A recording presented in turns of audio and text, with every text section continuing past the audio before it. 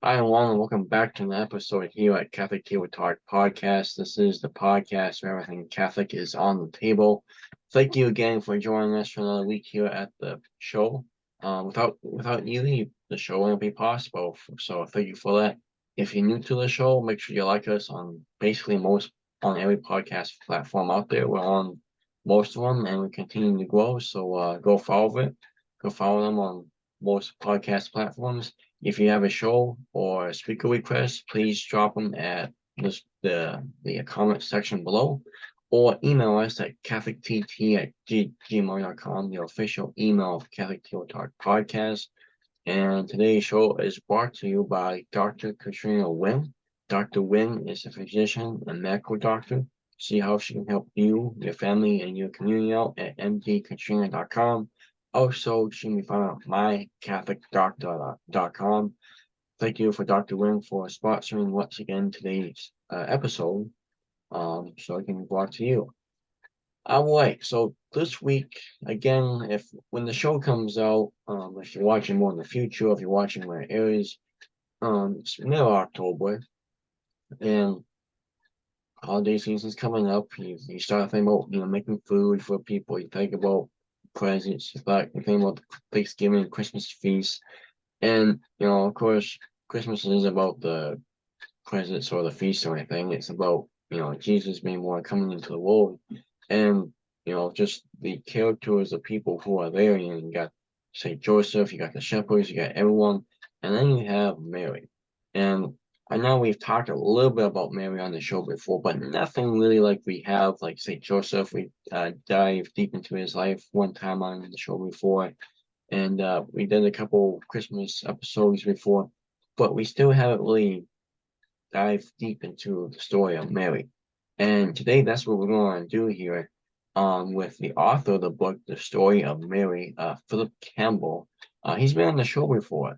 In episode 77, we talked about Spain and the New World. He's a teacher on Homeschool Connections.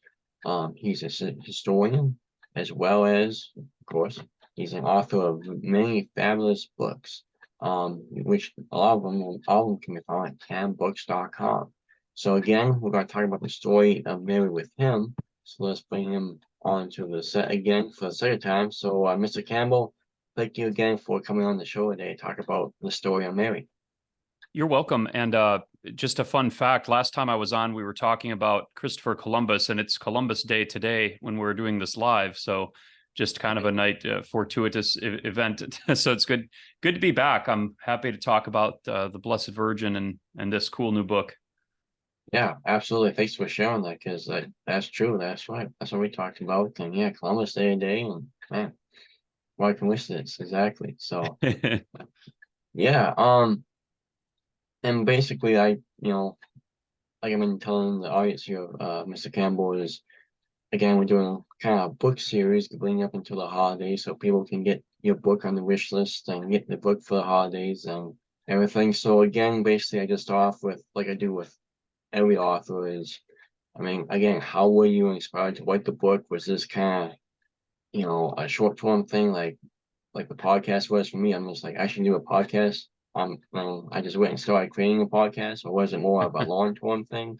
And one other thing too about the book is, it's like the description says, it's a family book. So Yeah. can this book be used in like a homeschool family, like a course, or can be used for, parents reading to the children? Sure. So yeah, this was definitely a thing that was long in planning. It was the sixth installment in the Story of series from Tan, the sixth and I think final installment. I don't plan on doing any more of these, but of course there was 4 volumes of Story of Civilization, which covered history from the ancient world to U.S. history. And then we did Story of the Church, which was just a church history book. And then I think Tan was looking to do something that focused on the Blessed Mother, because she's got such an integral role in our salvation and also in Catholic devotional life. So, but they weren't going to have me write it, because I was more of like the history guy, and I think they wanted someone that was more theological to write this. And so this book was actually Tan's idea, but eventually they came back to me and they said, "Hey, what if you write? What if we could put all these ideas together? What if this could be a history, like a theology book about the Blessed Virgin, but told through the church's history, so that the book would have the structure of a history book, kind of going from the Old Testament through the New, through the church age into modern time, but we could be hitting on all these theological points along the way, so that it ended up being a comprehensive educational text about the Blessed Virgin Mary that covered not only the theology, but the history, cultural aspects of Marian devotion, like stories of apparitions, um, just ways Mary has influenced art and architecture through the ages, and apologetics as well. So I started talking to they reached out to me and said, "Would you be interested in doing this?" And we started these brainstorming sessions about how to construct this book, because it's in a certain sense, it looks like the other Story of Civilization books, but it's very different because this one's more ambitious in what it's trying to do, because it's trying to wrap all those elements together. So we had to have a lot of discussion about how to formulate this and make it so, we could incorporate all these elements, but it still read like a compact, easy narrative, almost like where you're getting all this education, you don't even realize that you're getting schooled in all these things. Right.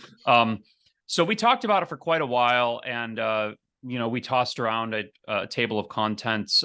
My editor even wrote a sample chapter to kind of show me what they were going for, and then eventually it all came together, and I started writing it. It was very slow going at first, because of the amount of research involved. So it was usually I write books faster than this one. This one Sure. took a while. And then eventually, though, it all just came together. It kind of, that's how it happens with any project. It's kind of like a big vague thing, and then it eventually whittles down to very specific things. And then we were released the book this summer, and I'm very happy with the finished product. It has, just like the other books in the series, there's audio lectures that go with it, that parents can purchase on the TAN website to stream.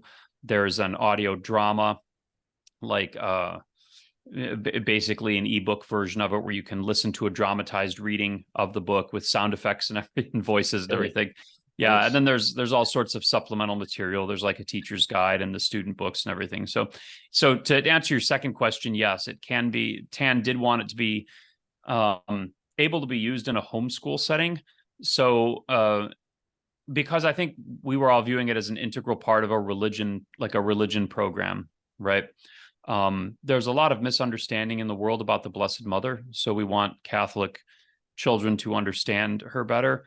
But also, like I said, she's very important in our own history and in our culture and in our spiritual lives. So I think we all envision that this could be something that would be used as part of a history program. And you could use it either for a whole year if you want to take it slow and go just one chapter a week, or if you wanted to accelerate it to a semester, you could do 2 chapters a week and get it in one semester. So it's got a lot of versatility to it. And I think that even if you're not a student, I mean, it is written for kids, but I'm constantly getting adults saying like, "Oh, I learned so much from this book," So even if you're an adult, you don't need to be embarrassed to be reading my middle school. Let people see you reading my middle school Story of Mary text. You're going to learn a lot out of it too. No, yeah, and that's great. I mean, like you said, Mary she's a big part of the faith and a big part of our lives, and I mean, spiritually and everything. And Mm-hmm. I mean, a lot, basically every other religion out there doesn't view Mary as, as much as we do in terms of a spiritual life and that type of stuff. And I think a lot more people are not kind of, not a lot more people are not really thinking of Mary today like they should be in their Yeah. spiritual lives. So I totally agree with you there. And just for in terms of like the whole year thing, that's a great thing.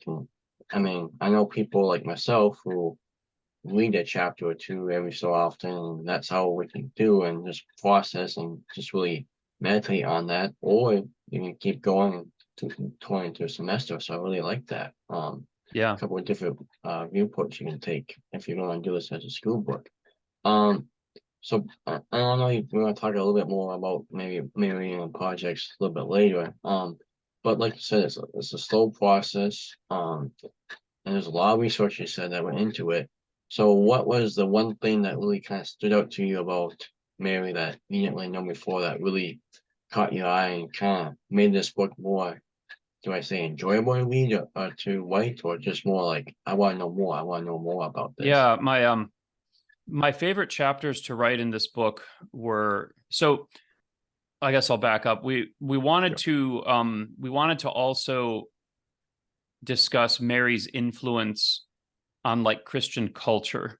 That is like in the sense of like churches that were named after Mary, or art forms, like styles of art or paintings or statuary that developed out of a love for the Blessed Mother, or her, chivalry, Mary's influence on the development of things like that, like how it influenced the development of culture. And for me, these were the most rewarding chapters to study and write about. Especially, there's several chapters on Marian art where I talk about the different styles of art that depict the Blessed Virgin, and I was really able to delve into the symbolism of this art. Something new that I learned about was there was one of Mary has many titles, and in the one of her titles that appears in the Litany of Loretto and elsewhere is Seat of Wisdom, Sedis Sapientiae, Seat of Wisdom. And I'd always been aware of this title, but what I didn't know was that there was a specific style of Marian art associated with this title, Seat of Wisdom. And I'd seen it before, but I didn't realize it was a thing, which is there are many images of Mary seated in a sitting position, like on a chair or a throne. And then Jesus, the child Jesus, is sitting on her lap as if she is a chair. Like Mary is literally portrayed as the chair or the throne that Jesus is sitting on. And I remember when I was studying in Austria at the campus in Gaming, when I was in Ave Maria on their study abroad program, they had a beautiful Gothic era statue of Mary. It was carved out of wood, and it was a seated image of Our Lady, very regal. She was very queenly. And then there was the child Jesus seated on her lap. And this was a popular image in the High Middle Ages, like in the 1100s and 1200s.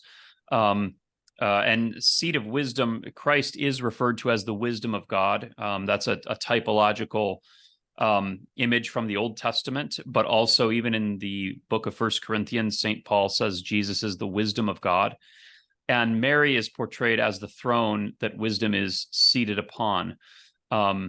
In the sense that it is through the Blessed Virgin that this wisdom is made incarnate into and becomes man. And so you saw this image all over in the High Middle Ages. And it was very interesting because I think from the Renaissance or the Baroque on, we're used to seeing these very tender pictures of Mary, these pictures where she's very kind of sweet and motherly and almost girlish, she's very young.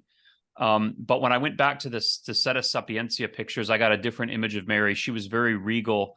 She would have like an imperial crown.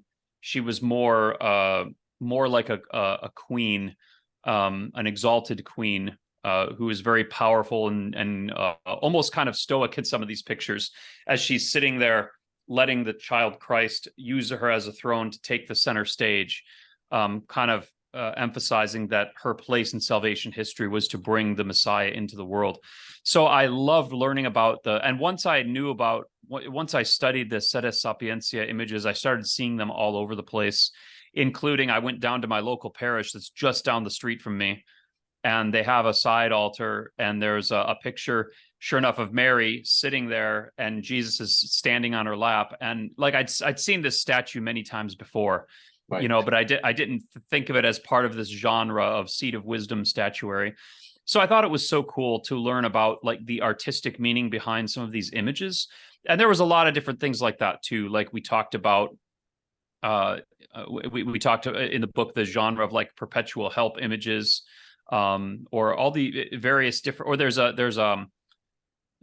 style of it. I don't want to say the Greek name because I'll butcher it, but there's a genre where there's images where Mary will be pointing to Christ, where like the child Christ will be in the picture and she's like pointing at him, and that's another genre.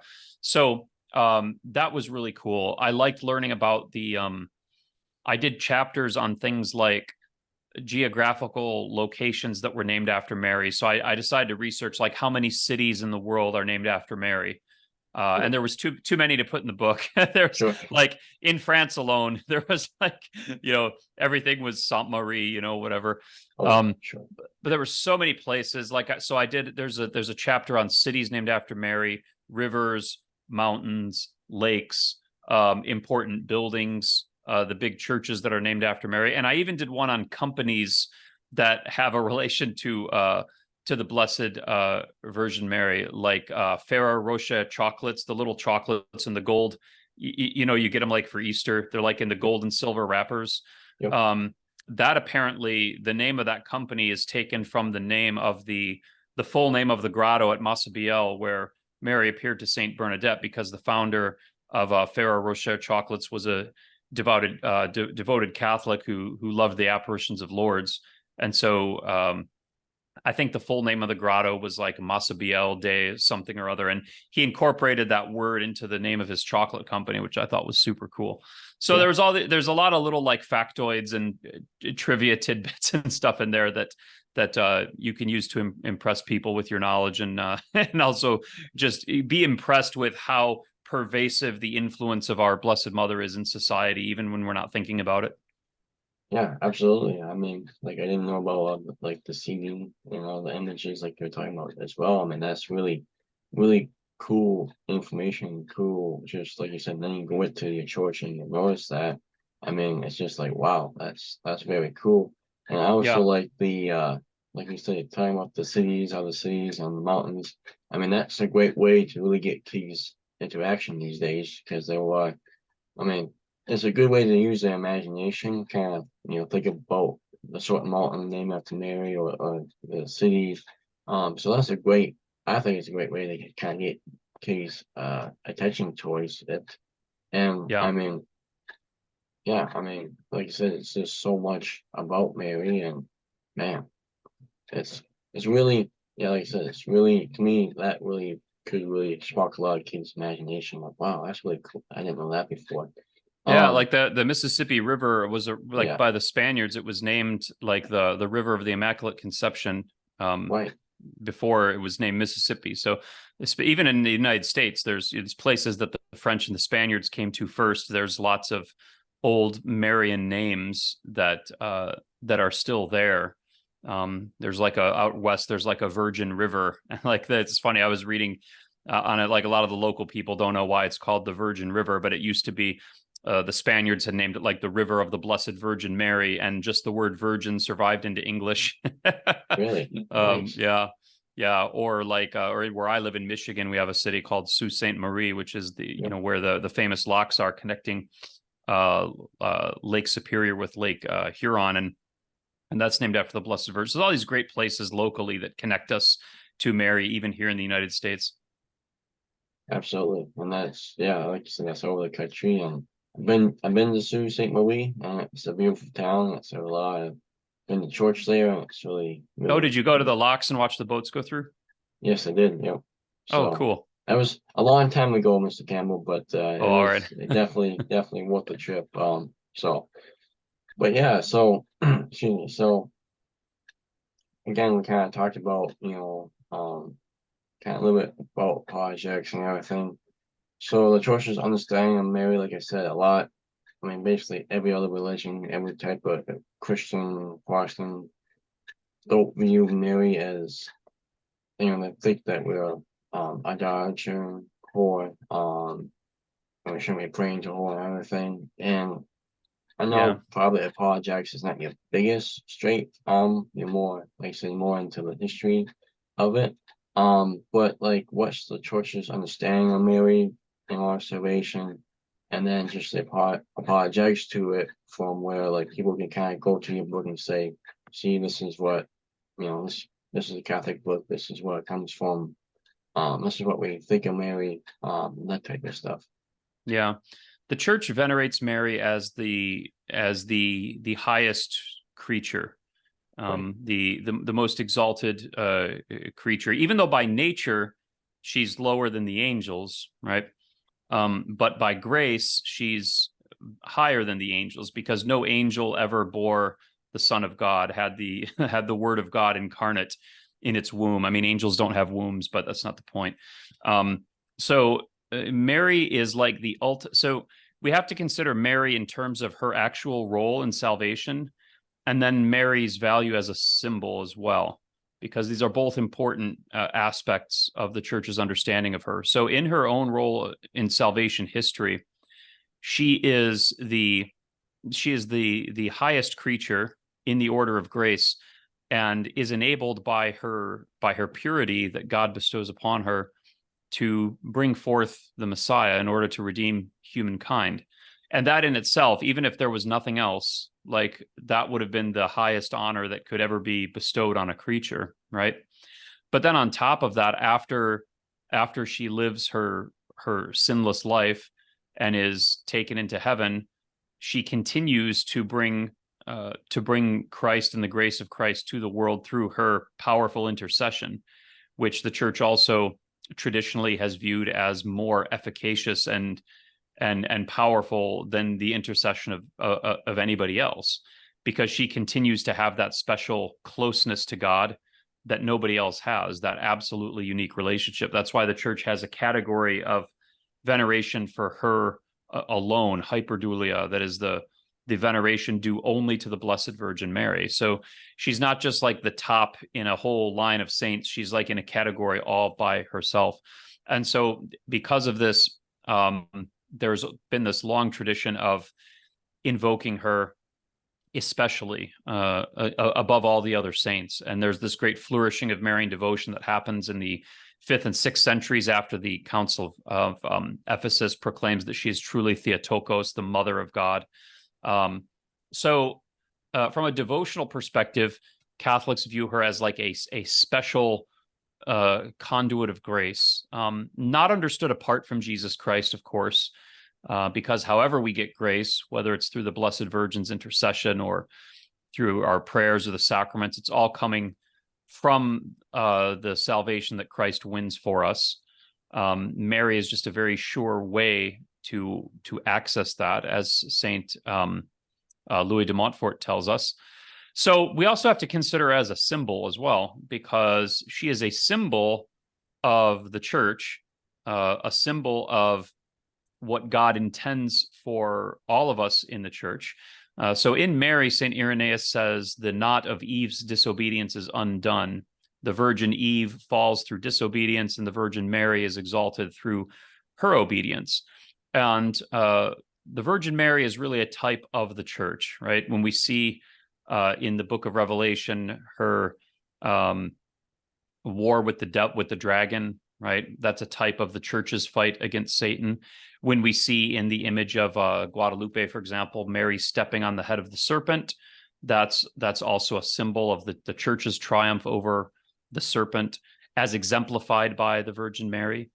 The Virgin Mary's closeness to God, the Virgin Mary's glorification in heaven, these are types of what God's plan for all believers are. Obviously, we're never going to be as to the level of Mary, but but she's kind of like a role model in that sense, and a symbol of what God wants for each and every one of us. In her motherly dispensation of grace, the way that as an intercessor she dispenses grace to the faithful, this is also parallels the way the church as a mother dispenses grace to the faithful through the sacraments. So there's a whole rich symbolism behind Mary also that points to the church. And both of these are integral parts of the Blessed Virgin Mary. We don't want to ignore her literal role as an intercessor and as the Mother of God to just focus on her as a symbol. And we don't want to downplay her symbolic value either.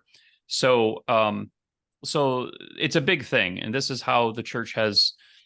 Oh, and also I would say that in the life of devotion, Mary is seen as a quick and sure way to the heart of Jesus. That is, like in the Beatitudes, Christ says, "Blessed are the poor," and blessed are the simple of understanding, and blessed are you little one. He says the little one. God has not revealed this to the wise and the powerful, but to the little ones. Mary is seen as a special kind of route to holiness for God's little ones. And you see a great Marian devotion in the church's history among even among very simple people like Bernadette Soubirous, whose parents were peasants, or the children of Fatima, people who in a worldly sense were not great people. They were not highly educated. They were not people of means or much influence.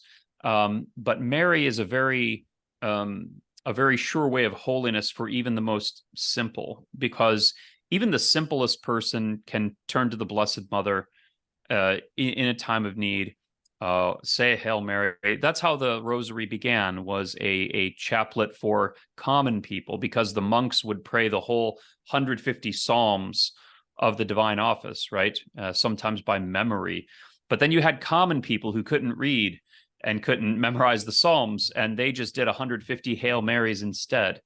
And so there's this great tradition through the church, and you see it from the early ages, the development of the Rosary, up through when it's more formalized by St. Louis de Montfort, that Mary is like this special path that's especially fitting for the simple and the uneducated, or who Christ would call the little ones, right?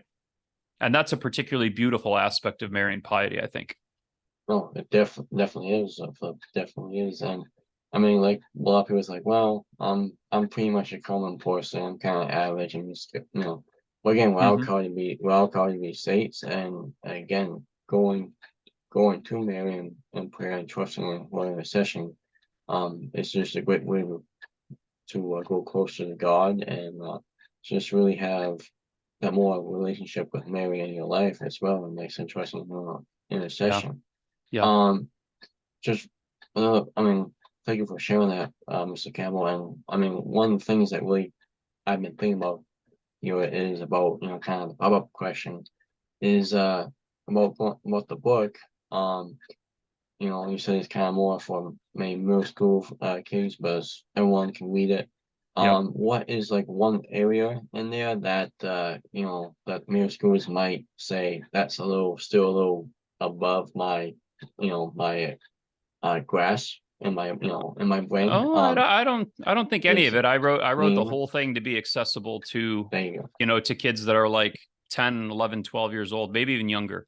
Sure. So, I mean, we double checked this to make sure it was all accessible. And there were times when I went through and simplified when we went into talking about theological things like the Immaculate Conception or whatever, we're using very concrete examples that are understandable to regular children. So I think the whole thing is accessible to them, but parents or adults reading it will definitely get another level of meaning out of it. Yeah, awesome. I mean, that's a great thing to do. So, just kind of lastly here, as we finish up the show, with that being said, you talked about a little bit about the kids, kind of giving me a little bit of feedback, but anything else great about the book that you've heard? What feedback have I heard about the book? Yeah. I'm hearing great things about it. I've done a lot of it. There seems to be a lot of interest in this book. I've done a lot of interviews. I'm getting a lot of queries about it, and then people who have read it seem to really enjoy it. And I'm getting surprisingly, well, I guess not surprisingly, but given what I just said, but a lot of the feedback is from adults who said that they learned a lot from the book when they were reading it with their kids. It seems to have a universal appeal across age groups that I'm very thankful for. And I'm also getting a lot of feedback with gratitude for the comprehensiveness of the book. Like I said at the outset of the interview, this was very ambitious in terms of all the content we wanted to cover and keep it organized. It seems that we have succeeded because people are expressing a lot of appreciation for the breadth of what is covered in the book and the way that it's laid out in the organization and how easy it makes it to digest all this information in a very orderly way. So from what I'm hearing on my end, I think the book is a tremendous success. I mean, of course, I wrote the book, so I like to, maybe I'm biased about the value of the book, but That's what I'm hearing, and I'm very pleased with everything so far and how it's gone. So I hope that if anyone has an interest in the Blessed Virgin Mary whatsoever, you want your kids to learn more about this, that you'll get a copy of the book. You can get it from TAN, or it's available anywhere books are sold, Amazon and elsewhere. Awesome. Yeah. Like I said, I really liked the cover of it. When I first saw it, I'm like, wow, that's really a great cover. Really, really interests me just on the cover part. So, yeah, like I said, add it to your wish list, folks, if you want to get it for your kids. It's a great book to start maybe, the next semester or read over Christmas if you get it. So, but Mr. Campbell, thank you again for coming on the show and talking about your book. Hopefully you get a lot more feedback, like you should. You're a great author, a great teacher. And also, folks, check out his courses at Homeschool Connections. For homeschooling, I never did any of his live classes. I did a few recordings, and I still kind of beat myself up to this day about not doing his live classes. But thank you again, Mr. Campbell, Well, at for least you got in there. At least you got in there somewhere. That's fine. yeah, I guess. Yeah, you're very welcome. I'm happy to come back again anytime. Yeah, glad to have you back on the time, Mr. Campbell. All right, that's Phillip Campbell, everyone. Again, he's the author of The Story of Mary. Get it for your kids this holiday season. It's from Tam Books. Also, check him out at homeschoolconnections.com. And also, while you're on Tam Books, check out his other books on there as well. All right, folks, that'll do it for this week. We'll see you again next week, God willing, same time, same place on Catholic Table Talk Podcast. The podcast for everything Catholic is on the table.